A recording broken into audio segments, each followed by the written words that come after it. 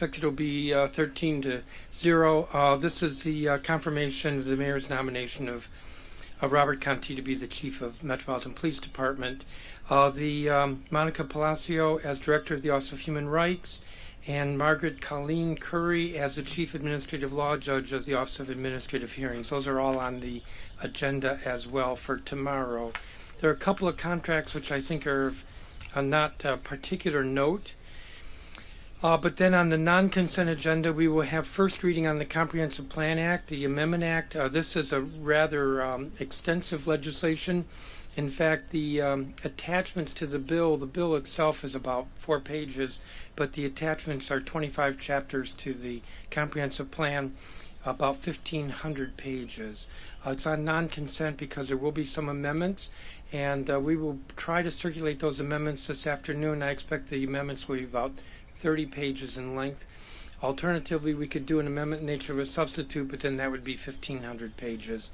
So the amendments have meant to respond to comments that I've gotten from other council members, as well as some of the more active groups from the Grassroots Planning Coalition to the D.C. Building Industry Association and other groups, responding in terms of strengthening some language that furthers the goal, which is different in this plan than in previous plans, of doing everything we can to encourage and facilitate the development of housing and affordable housing, as well as, for the first time, requiring a racial equity lens on the part of decision makers in the land use process.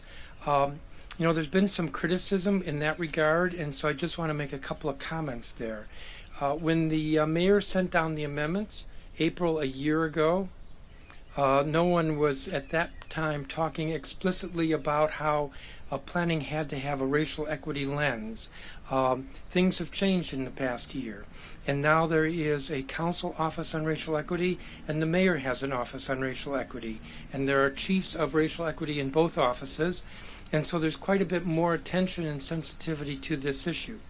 So some of the criticism which speaks to the amendments as introduced by the mayor, in my view, are misplaced, and what we have done through the committee markup, as well as with the amendments tomorrow, is emphasize, strengthen, and reinforce a commitment to racial equity in the land use process.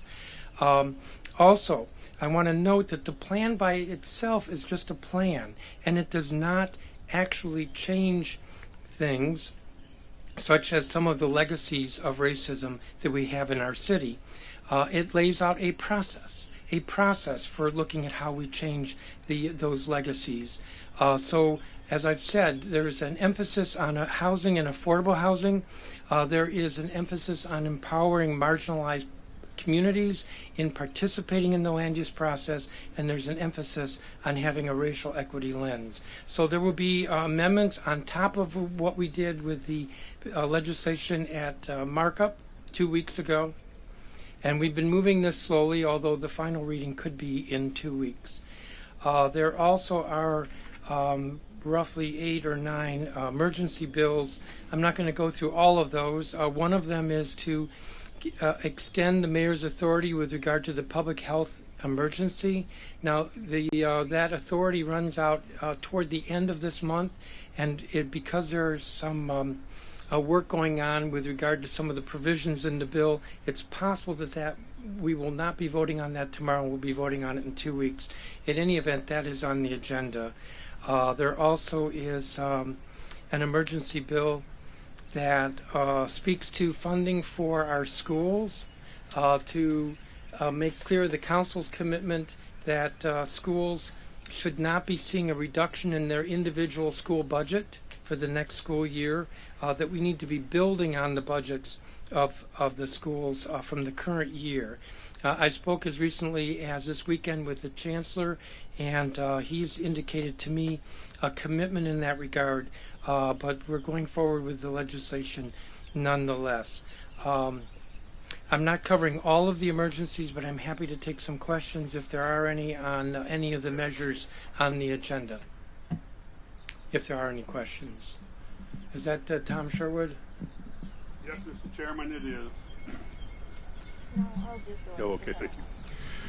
Mr. Chairman, at the end of the council's actions on the comp plan, will it be the same, easier, or harder for individuals or groups to successfully go into court to block or delay planned unit developments? It's been one of the biggest complaints among the development community. The answer to that is not simple, just as the criticism of the process has not been simple. I would say that in terms of somebody being able to file an appeal, that's a matter of almost anybody can file a matter in the courts. Excuse me, Mr. Chairman, I said successfully, not just like anybody can file. I asked, could they successfully go into court? I would say it will be more difficult. It will be more difficult because we've provided more clarity with regard to the comprehensive plan. And, there are inherently conflicting priorities. And a problem in the past is that the Zoning Commission, in its orders, did not address those conflicts. Its orders were not well written, or not as well written as they should have been. So if you review any of those appellate orders, their opinions, they've made it clear that the Zoning Commission didn't speak to certain issues, like at McMillan didn't speak to certain issues. And when those were remanded and went back to the Zoning Commission and they reissued the order, then the Court of Appeals sustained the Zoning Commission's decision. So clarity is an important part of what was going on with the appeals. But we also, through the amendments, both the framework a couple of years ago and the amendments we have before us now, have tried to address some of these conflicts and make it clearer to the Zoning Commission where our priorities are. And because of that clarity, I think that'll make it easier as well for projects to go forward. Now, with regard to citizens being able to participate, if anything, I think we've made it clearer that the Zoning Commission has to make additional efforts to ensure that that citizens can participate, and particularly in what I referred to earlier as marginalized communities, that where you don't get a lot of participation, there should be added effort to ensure that those folks are heard from. There was a question up front. Yes, sir.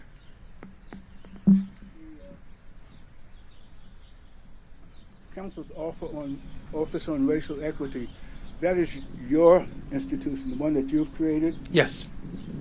What is it standing with you?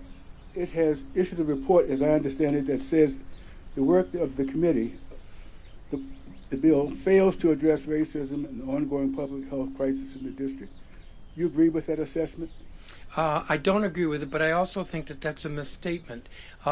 There's been a lot of criticism of the Council's legislation misquoting from that racial equity analysis. The racial equity analysis was very critical of the legislation as introduced, and I think what you're reading is from that criticism of the bill as introduced. We worked closely with CORE, that's the Council Office on Racial Equity, and we made substantial revisions to the legislation to ensure that equity is involved in every step of the land use process. That is, when there's the planning, when development of the plan by the Office of Planning, or the Zoning Commission when they're thinking about setting down a case, or when a case actually goes forward. So we addressed the concerns raised by CORE, and if you look at I'm going to say the entirety of their analysis, you will see that they felt that they were quite clear that the bill that we are voting on is an improvement over the bills introduced in this regard. Your revisions are now adequate to address these concerns? Yes. Yes, ma'am. I wanted to ask about, can you tell us what you think the effects will be of extending the public health emergency still further, and do you think that this will be the last time it's extended? I think we're getting close, but I don't know that I would say this is the last time, and I think we're looking at extending it through or into July. The effect is that it continues to give the mayor authority to reopen, or if necessary, and I hope this doesn't happen, to dial back the openings. But as you know, we are not in the city fully open. I have to say that I support where the mayor's been on this, because following the public health experts is important, and I think we've seen that the city has done better than other jurisdictions in the country, which have seen a substantial spike in cases from time to time. So in any event, the effect is to the mayor to continue to have the authority to dial forward or backwards as necessary, the opening and closing. I think I saw another. Mitch, did you have a? Were there any other questions? Yes, Colby. Just one more. I need to understand where the council is with respect to its access to the mayor and the mayor's and staff. There was a dust-up, I think, over the last couple of weeks over some meetings that were being held and then not being held, and whether she was going to come or whether she wasn't going to come, and you seemed very wounded by all of this. I seemed very what? Wounded. Oh yeah, wounded totally. by this, and and I felt your pain, but That's good. But have you worked it out now that there will be some communication between the two of you that as contemplated in the Home Rule Act? I mean, you do have authority, as I understand it under the law, to get the information that you require from the executive branch, and you have subpoena authority as well. Why are you having these rules? Well, let me say this. There are always going to be, having tea with you or not? in any government, there are always going to be some bumps between the two branches of government. But everything is fine right now. And the meetings have resumed, and I think we've had a couple, and I think everybody is right now just fine. So, but thank you for your concern, and I think I've overcome my pain. I can't speak for the mayor; she'll have to speak for herself. If there are no other, thank you for the question, though. If there are no other questions, thank you, Mayor Bowser. Thank you. Thank you, Mr. Mendelson. And I think that we're going to hear from Ms. Moore. Ms. Moore. Good morning, everyone. Good morning. I just want to take this opportunity to say that my name is Sidel Moore, and I'm the chairperson of ANC 5D here in Northeast D.C. We represent Ivy City, Carver, Langston, and Trinidad. And I just want to take this opportunity to say thank you so much to everyone who's worked to make the Summer Crime Initiative possible. We truly appreciate your efforts to bring additional resources to communities like mine to help improve not only the safety but the well-being of residents. And so with that word of thanks, I'd like to take this opportunity to introduce Mayor Bowser. Thank you, Commissioner. Thank you. I want to thank all of the commissioners here in Rosedale and in 5D and all across the city who are working with us in an unprecedented way each and every day, just as we are working with the council in an unprecedented way each and every day, and as we have been throughout the pandemic. You heard from Ms. Moore that MPD and our agencies work with MPD every year on the Summer Crime Initiative. We know, unfortunately, that summer sometimes brings more outdoor activity, more conflict, and unfortunately, we brace ourselves and prepare ourselves for the possibility of more crime. Last year, for example, the Summer Crime Initiative was very effective in reducing theft in those areas by 46%, reducing burglaries by 29%, and producing an overall decrease in violent crime by 10%. And overall crime decreased by 25%.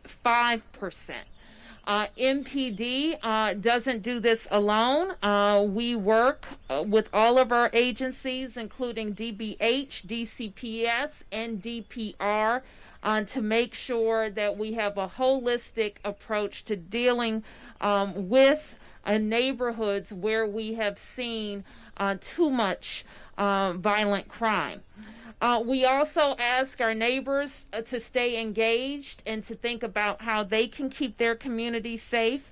We've asked every year to focus on neighbors in neighborhoods and businesses that don't have private security cameras. The chief will tell you that video is very effective in solving crimes when they happen. To date, we've deployed more than 14,000 private security cameras in the district. And so please, if you haven't had a chance, go to ovsjg.dc.gov and apply for one. Before I turn it over to the chief, I also want to mention that part of us getting back to normal is having everybody get vaccinated. We had a hugely successful day of action on May 1st, so I want to thank my team, the Mayor's Office of Community Affairs, the Deputy Chief of Staff, and all involved in that day of action. Today is a day of action, too, right here at Rosedale. The Rosedale Rec is serving as a walk-up vaccination site. Anyone over the age of 18 can come here for walk-up vaccination up until 1 p.m. today. Go to vaccinate.dc.gov for all of the hours for our walk-up sites. So now I'm turning to the soon-to-be confirmed. Let me thank the council members in advance for all of their questions and support, and I want to continue to ask them to send a loud and clear message tomorrow in their votes that Robert Contee is the next Chief of Police for the Metropolitan Police Department. Chief Contee. Thank you, Mayor. You know, as I look around, and I couldn't help but standing here behind the mayor, just looking around and even acknowledging what's under my feet. You see, this rec center is the rec. It was my neighborhood rec center when I was a kid. This pool is the pool that I came to as a young kid, although it didn't look as nice as it does now. That's right. That's Willie Boo back there. I know who that is right there. It's good to see you. It's really good to see you. He's one of the long-standing coaches down here in the Rosedale community and has done a tremendous amount of work down here. So it's really, really good to see you. Good morning, and thank you all for being here today for the Summer Crime Initiative kickoff. I am Robert J. Contee III, the Acting Chief of Police of the Metropolitan Police Department. And I want to thank Mayor Bowser, all of our partner D.C. government agencies, and every member of the Metropolitan Police Department for coming together once again to combat violent crime and build safer and stronger neighborhoods. As we prepare to kick off this Summer Crime Prevention Initiative, it is certainly not lost on me the violent crime that we experienced in our city this past weekend, to include the shooting, the reckless disregard and the shooting of a 7-year-old that occurred over in the 6th District, over in Ward 7. As we see these types of events or these types of incidents, these types of crimes that happen in our community, certainly you will agree with me that these incidents, these crimes are unacceptable, and they should be unacceptable to everyone that's before me, everyone that's watching at home via television. These things are the reasons why we do the Summer Crime Initiative, and it's the reason why we are so committed to this, and we have been for so many years now. This is especially important as the summer is almost upon us and our family and friends begin to spend more time outdoors enjoying all that this great city has to offer. We would like everyone to be able to enjoy a safe summer. And I should add a shameless plug here with respect to getting vaccinated, because that is also part of enjoying a safe summer. So I want to encourage everyone to go out and get vaccinated. I'm fully vaccinated. Over 58% of the Metropolitan Police Department is fully vaccinated, and we continue to push forward. So please get vaccinated, get vaccinated, get vaccinated. Today is an opportunity to introduce you to our plans to launch this year's Summer Crime Prevention Initiative. MPD SCI began on May 1st and will run throughout the summer until August 31st. As a reminder, during our Summer Crime Initiative, MPD identifies 6 focus areas that have historically experienced a high density of violent crime. We are then laser focused on providing those areas with all available resources and utilizing evidence-based and intelligence-driven strategies to combat crime, while partnering with other law enforcement agencies, community organizations, and advocates with a collective goal to reduce crime. Last year, the SCI areas saw violent crime decrease by 10% and overall crime by 25%. That includes a reduction in robberies of 22% and burglaries decreasing by 29% in the target areas. Further, we were able to safely recover 115 illegal firearms in the SCI areas last year. Our number one goal with the SCI has not changed, and that is to reduce violent crime in the areas of the city that have traditionally been hit the hardest, while building positive relationships with those in the community. Over the past 11 years, the Summer Crime Initiative has resulted in positive impacts within the community. We have connected with countless community members and have seen significant reductions in crime each summer in the targeted areas. I am confident that under the capable leadership of the men and women who are leading the efforts in the Summer Crime Initiative areas this year, we will continue that trend. We have reviewed the crime statistics and met with MPD stakeholders to identify the following 2021 Summer Crime Initiative areas. Potomac Gardens in the 1st District will be led by Captain Tasha Bryant. Just raise your hand. Carver, Langston, as well as Rosedale will be led by Captain Paul Herbenek. Greenway, Fort Dupont in the 6th District will be led by Captain Jonathan Branch. Marshall Heights, Benning Ridge will be led by Captain Sean Connors. And we have Douglas Shipley, which will be led by Captain Damian Taylor. And last but certainly not least, Washington Highlands will be led by Captain Mike Jones. I have all of the faith in these captains that they will continue the trends of our past SCI areas where plans have been effective and crime has been significantly reduced in the areas. In addition to consistently working to reduce crime, we have also been able to conduct critical community outreach programs in the SCI areas each summer. This year, I have instituted a department-wide initiative that ensures all MPD members will be engaged in monthly outreach activities around the entire city, not only this summer, but year-round. So be on the lookout for a number of engagement activities and events coming to your neighborhood that will include community walks, public safety resource pop-ups, and clothing and food donations. We are well aware that our community wants to be part of the discussion and part of the ecosystem that helps us all work together towards a common crime reduction goal. Together, we can all collectively play an active, positive role in our neighborhoods to help reduce violence on a daily basis. I can now take any questions that you might have. Sam.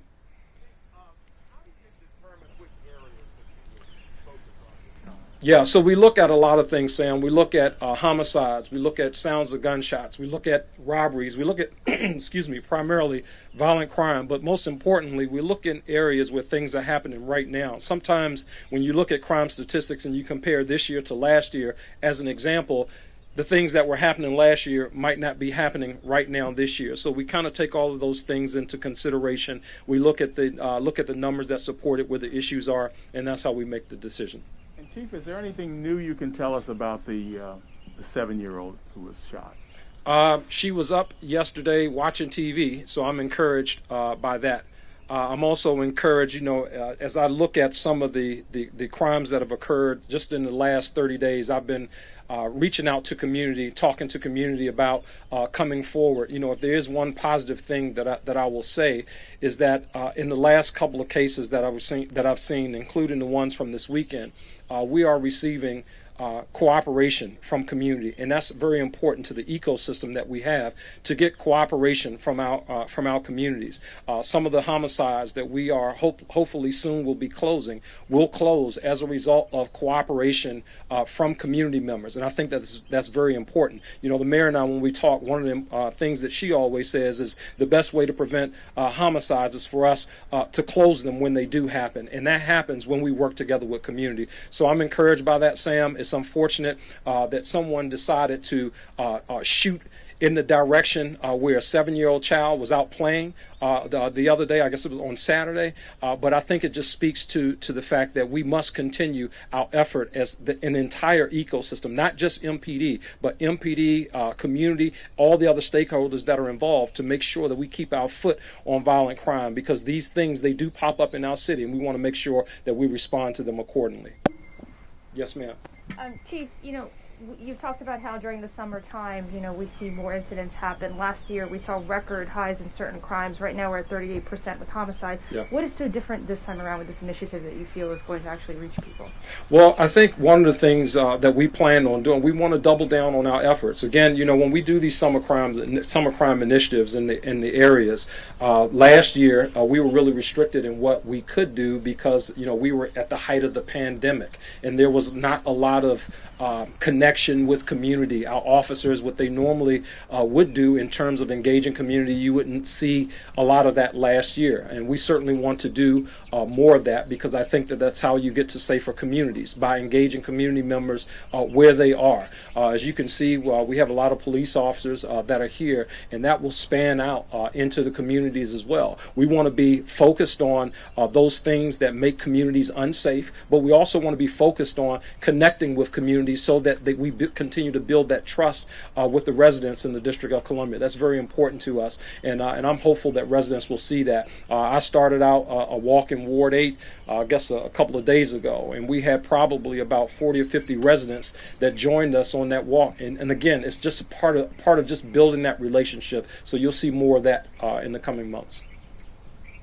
Yes, sir. And then this.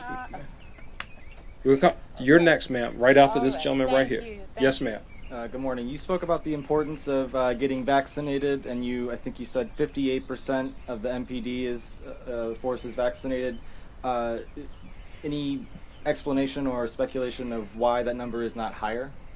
Actually, 58% in terms of from the time that when we first started issuing the vaccination. That's not bad. We want to see more people vaccinated. Obviously, people are making, personal choices. Some people may have been vaccinated in their home, in the states where they live, and they're not required to report that. So the number may be a little higher than what I reported, but we know for certain that we have 58%. And I'm just going to continue on encouraging the members of the Metropolitan Police Department to be fully vaccinated. Excuse me. Yes, ma'am. I'll come back to you, sir. Hold on one second. This lady here, I want to give her a chance to ask questions. Let him finish, because Okay. Would you or are you considering any kind of incentives for the remaining members of the force to get vaccinated? Bonuses, etc.? Yeah, I want them to be healthy and safe. That's the incentive. I want them to be healthy and safe. Yes, ma'am. Okay, hi. Chief Contee, my name is Sandra Phillips Gilbert, and you are directly in my SMD. I am the ANC Commissioner for the Rosedale community. Thank you for having us. And I want to welcome you all to the Rosedale community. And because of our effort, the community got this new center. So Amen. Thank you so much. Mm-hmm. My question is, I'm being overwhelmed by my neighbors and community members that we're not receiving the support we need from MPD. Specifically, there's open air drug markets. We can't get any help. Various agencies, I've reached out, I can't get the support I need. And my community is afraid. They're overwhelming me with that. We don't see or get the support we need. Just recently, last week, I saw a message, a report that was done about the initiative in having public restrooms placed in various areas. Mm-hmm. And 17th and Benning Road was recommended by the 5th District Police and a few residents they spoke to put a state-of-the-art restroom in an open-air drug market. No one talked to me. No one asked me what my community need. What we need, we don't need to put a bathroom there to accommodate the poison that is being sold to the community. What we need is support to get the public, give the public a chance to live without the threat of being shot. The medical building is being threatened. The professionals there are asking me for help. They're getting ready to move out of the community. We need help.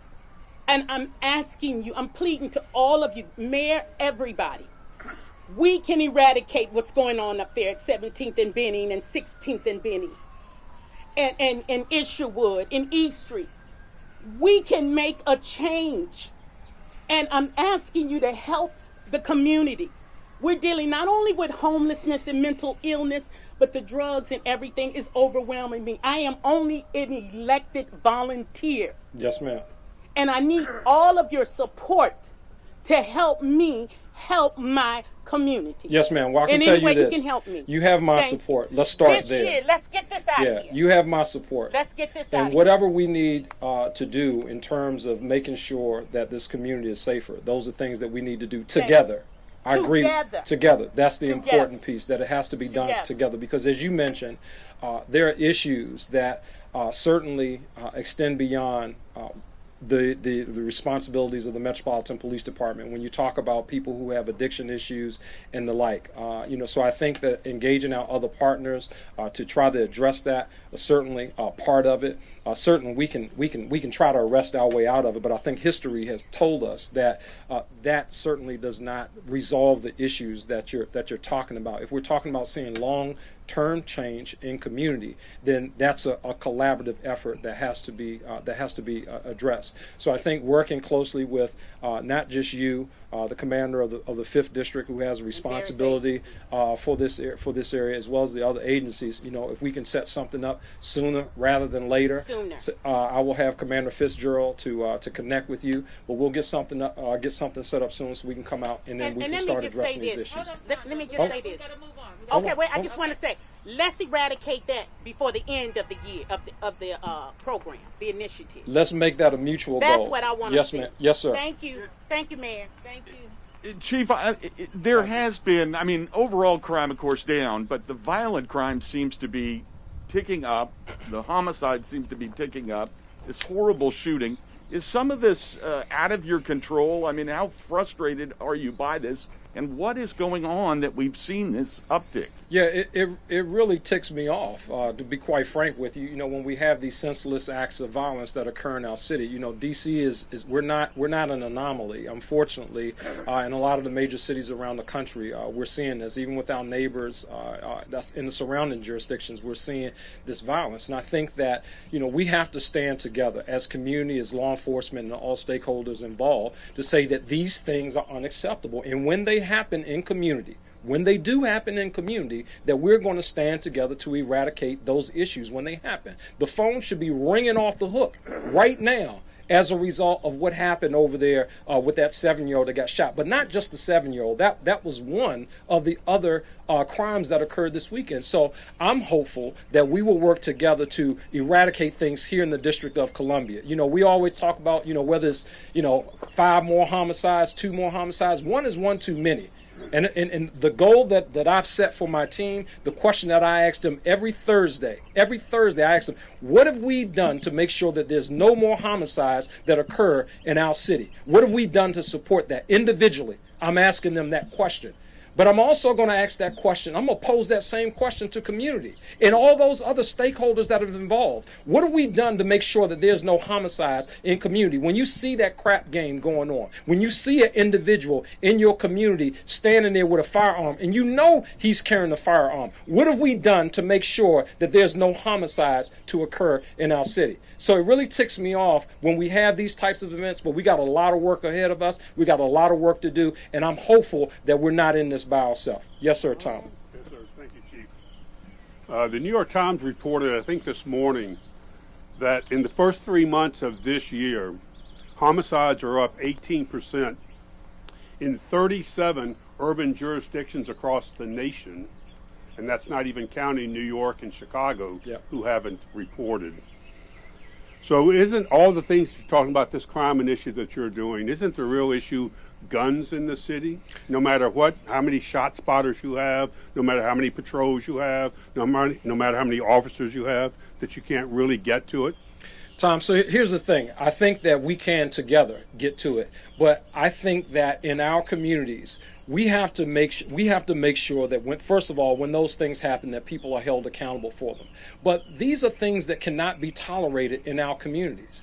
When you have individuals brazenly doing daytime shootings anywhere in our city, that's a loss for our entire community. And to the extent that people are willing to tolerate that kind of thing, when you know of individuals who are engaged in this type of behavior, is beyond me. Again, phones should be ringing off the hook when these things happen. The mayor mentioned a little earlier about the surveillance photos. We have made an effort to put out images of individuals involved in crime, carrying firearms, committing shootings. And when those things happen, again, credit to the community. I must say, here lately, I'll give credit where credit is due.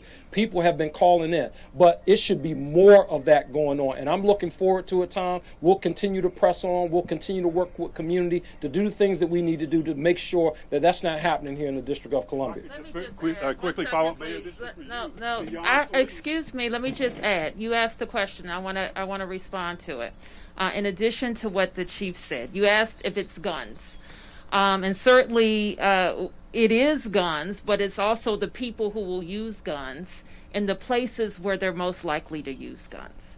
And that's why the initiative that we're building, in addition to all of the efforts that MPD has in place, is building blocks that will help us concentrate on the places where we know there's a high incidence of violence, high incidence of people who have been violent, and how do we focus services for those people, their families, but also the neighborhoods, or the blocks, if you will, that could be contributing to that violence. So, yeah, and if there was a simple answer, Tom, these guys would be out of business. It's not a simple answer. So that's why we have the whole of government focusing on the people we know who are committing these crimes in the places where that crime is most intense. Thank you, Mayor. That was my follow-up. What else? What other parts of the city government are you mobilizing? And you just answered it, so thank you. Yep. The last question for the chief was, what is the status of the gun recovery unit? You talked about giving it new orders and new standards about how it can be done to get the guns. What are those new orders and new standards? Yeah, briefly. Thank you. Just really briefly. So we're focusing their efforts. They're more intelligent-led. We have some new training that's coming for them, which should be kicking off here within the next week or so. Working with several of our partners. They're still going out and they're still getting guns, but we're doing it a lot smarter, in my opinion. So I will continue. As long as we have a gun problem in this city, and as long as we have people who are continuously pulling out illegal firearms in the hands of people who should not have them, we will continue as a department to focus on recovering illegal guns in this city to make this city safe for not just me and my family, but everybody that's standing out here today. Yes, sir. This gentleman here, and then Mark, I'll come to you. Yes, sir. Chief Contee, I have two independent questions. My first is that you do have set up what I call these hotspots throughout the city for the Summer Crime Initiative. But what is your message to residents who are not in those areas? What would you say to them when they see all the resources going to those areas, but they need resources too? Second of all, part of your stakeholders in terms of this initiative may be the cadet program. Could you talk a little bit about the cadet program, the fact that this class is majority female, and how do you see it progressing as a former cadet? Thank you so much for that question, James. Yeah, so for the areas that are not Summer Crime Initiative areas, and again, we've been doing this for a number of years now. We don't neglect them. We do not police in those areas. We do not engage community in those areas. Those things will go on. What we realize as a result of the Summer Crime Initiative area is that some of these areas, they need a little extra, right, as a result of the crimes and the violence that have occurred in those areas. It's not to discount crimes that have occurred in other areas, but in these areas where we need a little extra, that's what we intend to do. We intend to give them extra support in the form of law enforcement resources, but as the mayor just mentioned a minute ago, the whole of government approach in those areas. So we're not going to neglect other communities. The second part of your question regarding the police cadet program, obviously I'm very proud of the police cadet program. Right now we have over 100. We have 100 police cadets. The majority of them are females. All of them are for our kids well, they're not kids anymore, but they're right here from this city. They graduated from a D.C. high school. They live right here in our city. I think that they are a very important part of it. We have a lot of them out here today. They'll continue to engage communities right where they are at the various events that we'll be having around the city. So we want to continue to build on that. We want to continue to hire from within our city. I think it's important for the police department, but more importantly, I think it's important for our city that we have these young people. Certainly, I am an example of that, and I look forward to working with them and all the things that they will do in community. I think we were over here, Mark. Thanks, Chief. Yes, sir. Could I ask a couple of questions about the body-worn camera Okay. footage released with the fatal shooting? One, have you or will you be identifying the police officer? I believe that we have. Okay, and then can you tell us if the gun was operable and loaded? Yes. Was operable and loaded? Yes, to both. And then you've released the body-worn camera from the officer who fired the shot, but will you release the body-worn camera from the second officer who was in the room? Because when we look at that video, and your narrative of it is that the subject pointed the gun at an officer and the woman in the room. It does not appear that he's pointing it at the officer who fired. It's not from the vantage point that we see from the body-worn camera. So we don't actually ever see him pointing the gun at that officer. Would you release the video that shows him actually pointing it at an officer and at that woman? There was an extended video that was released, I think, right before the press conference. That's about 9 minutes long. So I would just say take a look at that, and you may have a better vantage point from the second video. And so will you be releasing the second officer's video? No, we are. Okay, it's up. My team is saying that it's up. I appreciate that. It's not up. Later for the second one. Okay, later today or tomorrow. I appreciate that. Okay. And then also in your narrative, you say that the officers provided first aid until paramedics arrived.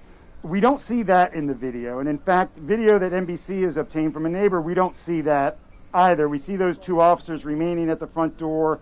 And in fact, he's talking to the man who, because he's talking to him, we assume he's still alive and moving.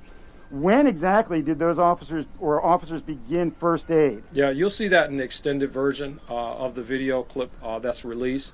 At some point, I'm not sure when you have an opportunity to review it, but you'll see it when they render first aid. How many minutes into it was it? I don't know the exact amount of minutes. At some point, once the officers felt that things were safe to do so, they began to administer first aid. As you mentioned, they were talking.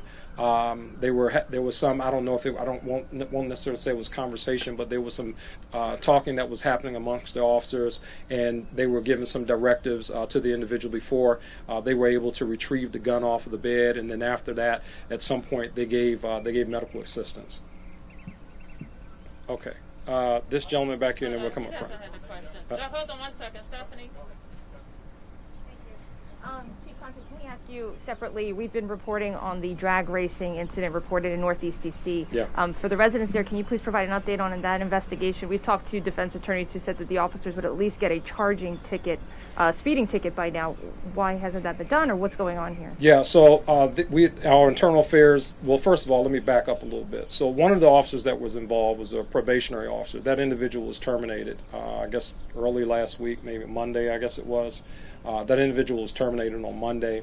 The other individuals that are involved are part of the internal affairs investigation that will be going over to the Office of the Attorney General for their judicial review to make a determination on what the next steps will be, if there will be any charges that come out of this investigation. Obviously, those types of things are unacceptable. They're embarrassing. It's not something that we tolerate. It's certainly something that I do not tolerate as the chief of the Metropolitan Police Department. So the investigation will continue. But like I said, just a quick recap: one individual was terminated on Monday, and the other individuals that is part of the investigation that will go to OAG for review. Yes, sir.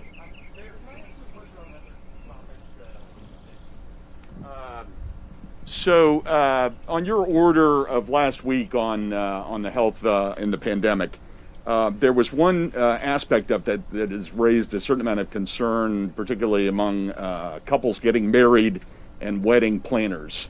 It says there's no standing or dancing at wedding receptions. What is the rationale for that portion of the order? I'm not sure if I don't want to refer to a specific order, but if you're asking about being seated at large gatherings, that's been our posture throughout the response to the pandemic, and we haven't turned that up. So we don't have like standing room at events that's permitted.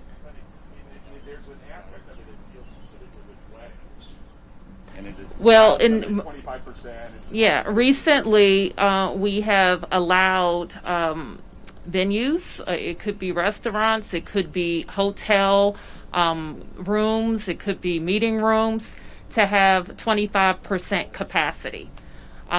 Before May 1st, they weren't permitted to have any event in those spaces. So actually on May 1st, we turned on those activities for our venue operators, for hotels, conference rooms, convention center. So now that they can now have events.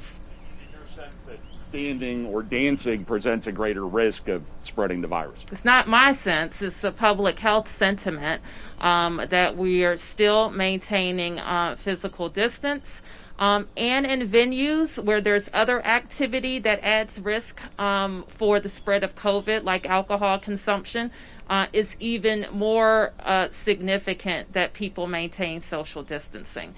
We were able to relax another guideline in that regard, where we had before May 1st a limit of 6 people per table. Is now 10 people per table.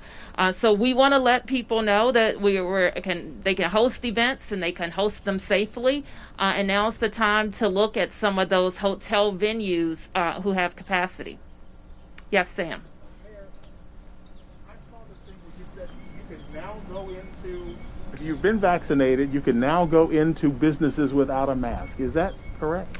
I think you know, Sam, that there was a update to a mayor's order on Saturday, and you should refer to that mayor's order for all of mask requirements. Yes. I'd like to follow up on that. Thank you for bringing that up, Sam. Can you tell us why that order changed on Saturday? And can you just clarify for people who are confused, if you're fully vaccinated, what can you do indoors without a mask right now? Okay. I'm going to tell everybody, go to the mayor's order to read it for themselves.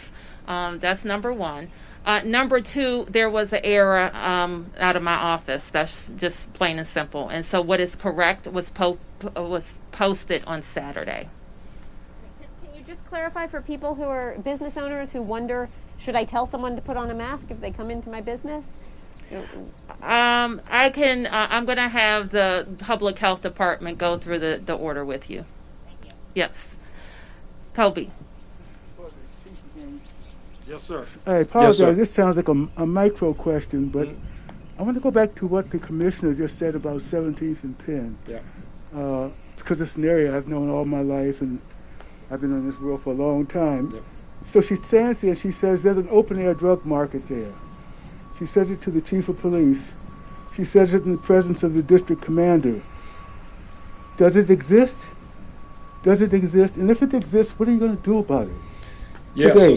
Thank you. So certainly we have to go out there and address it. I mean, to the point that the commissioner made, the commissioner lives here. She walked past this location every day. If the commissioner says it exists, we have a responsibility to go out there. I think what we have to do is, once we go out and we make those arrests, for those that are engaging in the illegal drug activity, I think the important piece for us to do is to then follow those things and see what happens. For example, if they're out here selling marijuana, as an example, what happens with that case after the individuals are arrested? Are those individuals simply turned loose back to the city to keep on doing what it is they do? Or do they go through our judicial process and held accountable? So I think that's important. So to the extent that the commissioner says that it exists, we have a responsibility to go out, arrest those who are in violation of the law, quite frankly.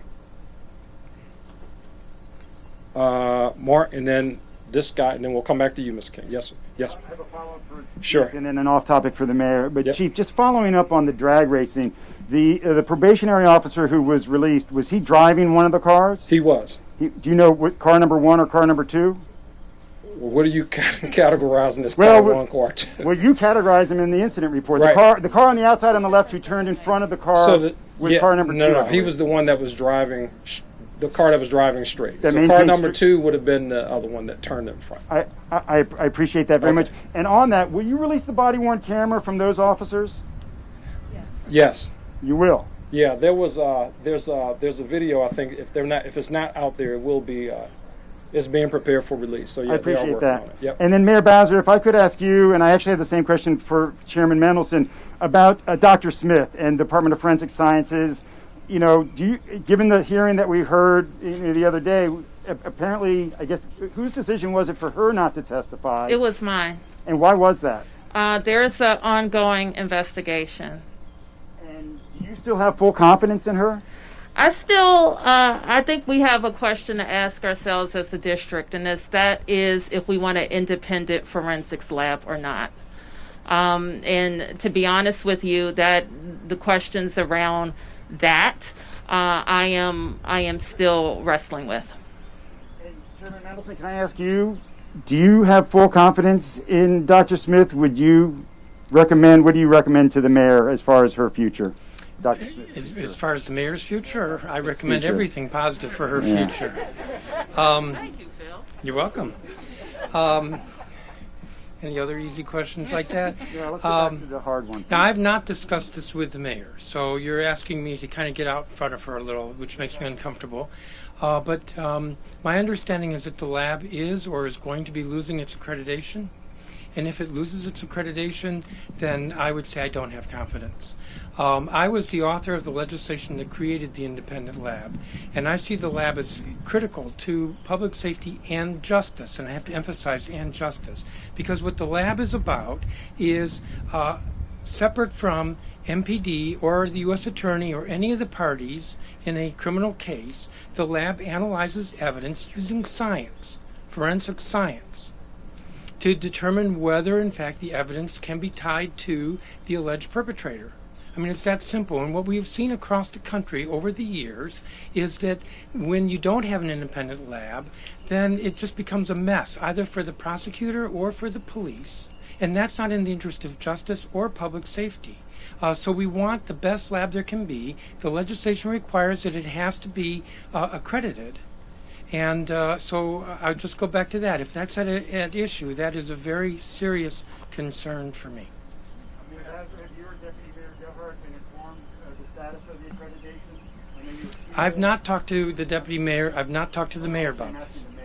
What was your question? I'm sorry. Have you been notified on the status of the accreditation? Has it been removed?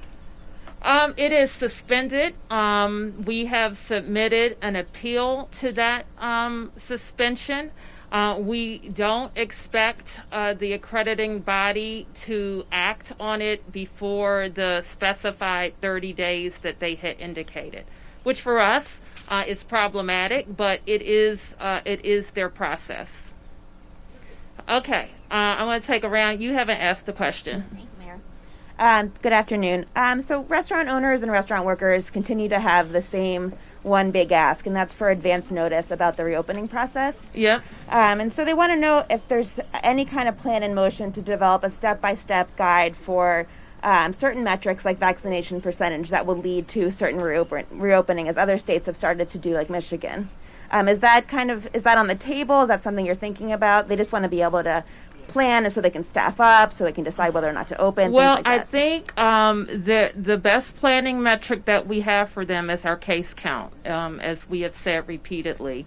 But we are, of course, following vaccination trends as well. So let me just give you a situation. I could set a metric for vaccination. That's, let's face it, we're creeping towards getting up to that metric. And that could be far off. I can't even really predict that. Or, and what if we were out there with this far out vaccination metric and we have, we're in the green for our transmission rates? What makes the most sense?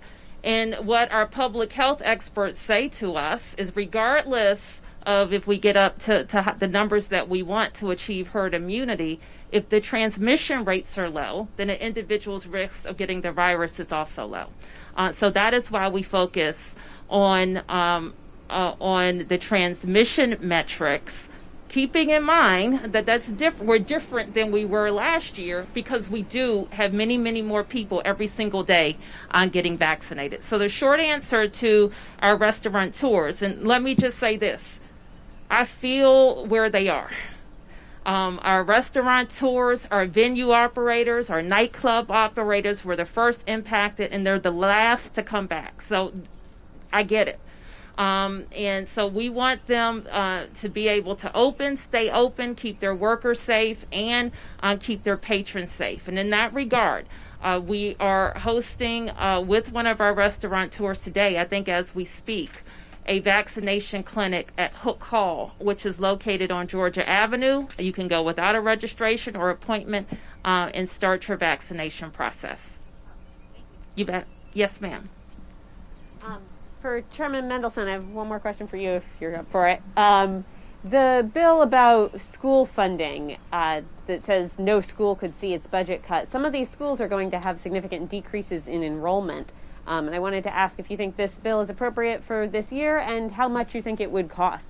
Well, it depends on what you mean by significant decrease in enrollment. The emergency legislation provides that if there is a fewer grade, I didn't say that quite right, but there are some schools where they're losing a grade to a middle school, for example, that in that case there could be an adjustment to the budget. But I'll go back to what is a significant change in enrollment. The way I view it is that a school is a community. It's a community with a number of teachers and a number of classrooms. And just because the enrollment may have dropped 10 students or 12 students, that may be spread among different grades, and so it may not equal a class or a teacher.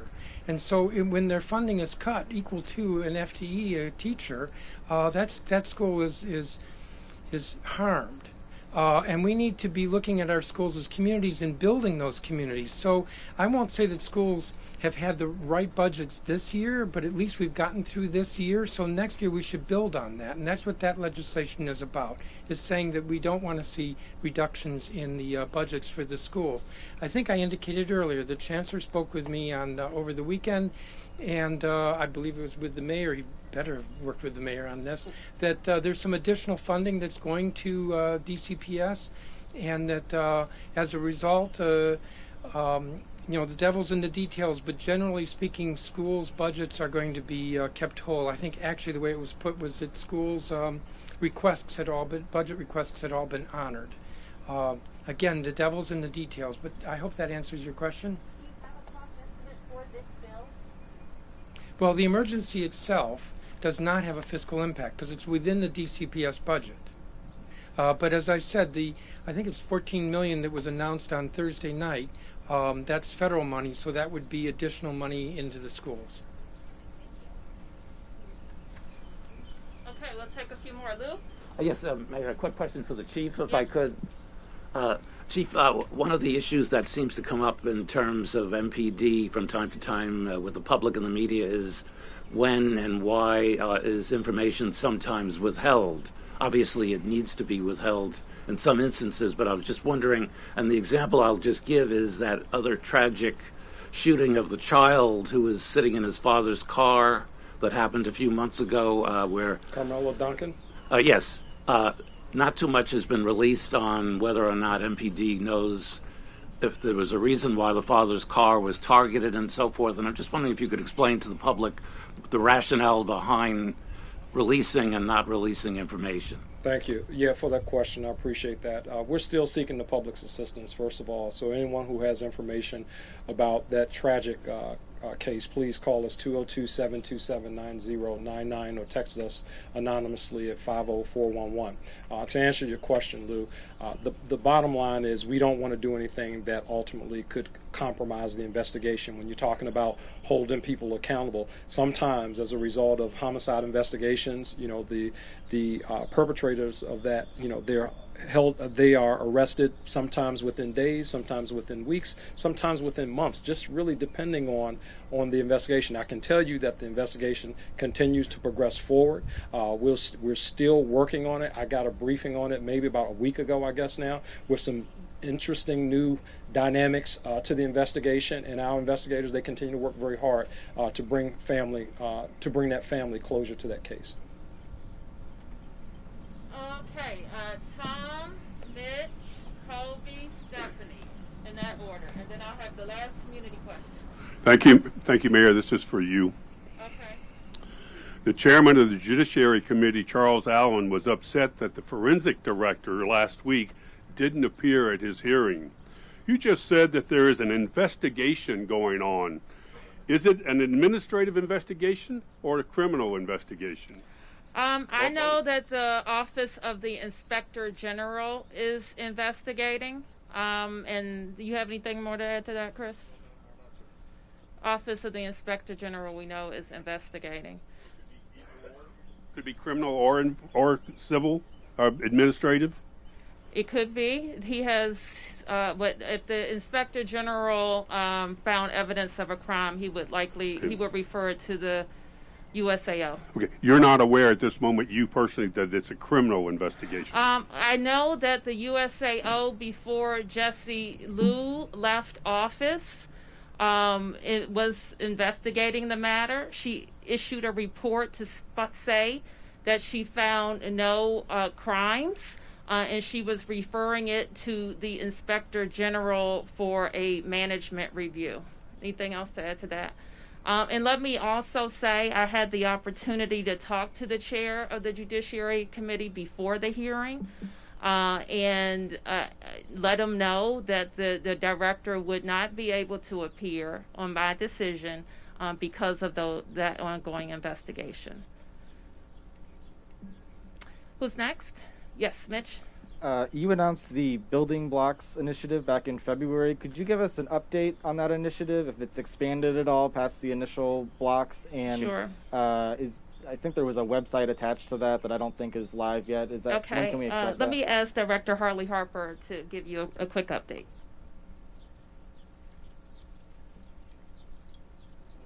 Good afternoon.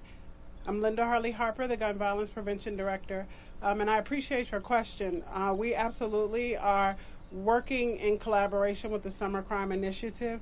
We have used the initial blocks that we started in to develop an infrastructure within building blocks that we will be able to duplicate as we move to additional blocks moving forward. We are in full partnership with MPD around the Summer Crime Initiative and working through exactly how we're going to have synergy between the two as the Summer Crime Initiative moves on. We also are going to be working in the additional 151 blocks that have been identified for building blocks. There is an intersection between the building blocks and the Summer Crime Initiative blocks. I believe there are 45 blocks that are building blocks, identified blocks, as well as Summer Crime Initiative areas. So we will be working in synergy with MPD around those. And the website is being created, but we do have a live email address that the community has been actively using to submit suggestions around gun violence prevention and concerns, etc. And it's buildingblocks@dc.gov. And we hope to have the website up soon, and we certainly will send out notices throughout when we are able to put the website live. Another question for Deputy Mayor Geltart, if that's all right. I'm looking for an update on the man who was found deceased in the jail. It was, I believe, reported on Friday, though I think it was reported he actually died on Monday. So an update on his status, perhaps, cause of death, if you have it, and why did it take so long for that death to become known publicly? Sure. We made notifications, next of kin and all of that as quickly as we could. The chief medical examiner has performed his autopsy. We're still waiting on some toxicology reports, so we don't have a cause and manner at this time, but that should be coming this week. Yes, ma'am. This is for the chief, actually. As we were meeting here, the head of the police union just issued a press release to everyone highlighting low officer morale since the D.C. Council passed the emergency police reform bill last summer. Now, it's alleging large numbers of resignations still. We've heard some about this, but today in this press release, Craig Pemberton writes that nearly 150 members have just turned in their badge and walked away. The total strength of the rank and file is less than 3,300, the lowest number in decades. Can we have your response to this, since you're here now, how this will impact the crime initiative that we're talking about right now, and for the officers, what you hope that this will do? So we're not down to 3,300, but the numbers are reduced, and it is a concern. We've been talking about a shrinking workforce for some time now. This is not the first time that this has occurred, and I would strongly say that it's something that we need to continue to not just watch, but it's something that eventually we must act on in terms of making sure that our force is at the strength where it needs to be. MPD, every year we lose officers to resignation, retirement, termination, even we lose officers to that. Certainly we want to make sure that our officers who are out here doing the job, that they are properly supported with the resources that they need. As you know, the mayor presented a budget for the Metropolitan Police Department at the beginning of the budget cycle to say, hey, this is what the Metropolitan Police Department needs to do. This is what the Metropolitan Police Department, the funding that the Metropolitan Police Department needs to do, what it needs to do in community and hiring, etc. That it didn't turn out that way, unfortunately. But nevertheless, we still have a public safety responsibility to the community. So we'll continue to do that. We have to support our officers. In addition to supporting our officers, I don't just mean that in word, I also mean that in deed, by making sure that we have the resources that we need so that officers are out here in community, properly staffed and so forth. So I certainly appreciate the chairman's position on this. He certainly has the has to put out things for the membership, for the community. But as the Metropolitan Police Department's chief, I can tell you that we're not at an all-time low in terms of morale. Our officers, we're checking in with them, making sure that the mental health and well-being, that they're good there. We just brought on our well-being coordinator for our members, and we'll continue to do the things that we need to do to support them. Yeah, just for the chief and probably the former Yes, DYRS director as well. Been trying to get a fix on juvenile arrests in the district. Last year, I got some data, and I wonder whether the arrest numbers have gone up over a year, whether arrests for felonies has gone up or gone down. I wonder how many of the youth who are being arrested now are DYRS involved youth, or youth who have been involved in the DYRS system. Can you?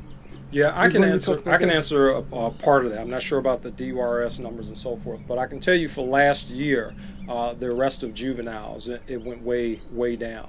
Probably about a 40% reduction in juvenile arrests. And I think that the primary reason for that, in a COVID environment, less contact with individuals, we start to see a decline in overall arrests, not just juveniles, but in overall arrests. So, not that we're looking again to arrest our way out of a situation. I think when we look at the arrest stats, the other thing that we look at is like how many times has this person been arrested and then rearrested. I think those are also important metrics to look at and examine. As we look at crime and crime trends, certainly when it comes to violent crime, we want to make sure that whether it's a juvenile, an adult, whoever, that people are being held accountable for those crimes, especially when they do things that seriously disrupt community. I'll let one of my colleagues, I'm not sure, maybe we can talk about the DYRS piece. Thank you for the question. Not talking about the arrest, the chief covered that. As far as the youth and DYRS, as you know, that's on the judicial system to determine as they come in and go through their process. One of the things we've been hamstrung throughout this COVID environment is the ability for the courts to keep up with the cases that are going on. So right now the real push is on working with the courts to allow them to open back up and start to do the amount of cases that we need to do so that we're not keeping people in incarceration longer than they need to be, and so that they get their day in court.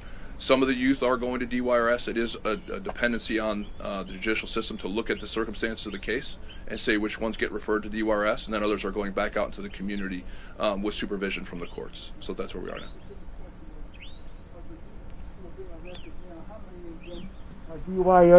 DYRS involved already? How many are as a recidivism kind of question that you're asking? How many of them have been involved with DYRS? Or in the system already, DYRS system already? Sure. We can pull those numbers and take a look at that right now. The recidivism rate, we're seeing a mix across the board in that. We'll have to get you some specifics on that, Kobe. Okay. Was it Willie? Good afternoon, everyone. Good afternoon. Just while I have the mayor and the chief here, I'm talking about prevention, crime prevention. And I think sports do stop some of this crime prevention. And me, as I grew up in the city and grew up right here, sports helped me a lot. So as the one thing I want to know, Instead of y'all talking about defunding the police, let's bring back the Boys and Girls Club. What y'all think about that? Because that helped me a lot. Because I played baseball here at Rosedale, and then I went to number 9 and played baseball also. So I had 2 games in one day. So if we talk about crime, let's talk about preventing crime. And instead of you talking about defunding the police, let's talk about an avenue that we could bring the youth back out so we could teach them some other stuff, because it's life skills and everything in sports. Team camaraderie and community building, all that stems in sports. Number 9 took me to my out-of-town game. I was 11 years old. We went to Roanoke, Virginia. So I thought I was way down the country playing a baseball game, but it took me out of town. Then it got me to think about bigger things, broader things, instead of my 5 blocks right here. Because all I knew was my 5 blocks right here. But when I be able to get out of town and play some baseball, it really helped me. So I'm just asking you, the mayor and the chief, to get together and just think about this sports piece in the city. Because look at this beautiful center. Y'all building all these beautiful centers at DPR. And like I said, we're not even on a national rank for our sports. Well, we should be. I agree with you. And So I'm passionate about this DPR because I was born into DPR, and I want to know why we're not in national rank, because we got all the facilities. Everybody want to come and play for your city. Come and play in the city. Okay, so I couldn't agree with you more, and I know that Delano, our director for DPR, and all of our DPR staff couldn't agree with you more. We have invested a credible amount in our recreation centers and fields. They have become the envy of the region instead of our neighbors going out all over the region to fields. So you're talking about programming, and we want to make sure that the programming is robust and engaging to get young people in, but also that we have trusted community members that can be our ambassadors, quite frankly. So we're gonna stay on those issues. The challenge that you also issued is why we should be producing in this city more world-class athletes. And I agree with you. And so we have to figure out how to keep our athletes here, whether it's our schools, public schools, charter schools, parks and rec, travel leagues. Make sure they have what they need instead of letting all these other schools and states poach our athletes. So we want to raise them up and send them off from D.C. too. So thank you everybody for coming today.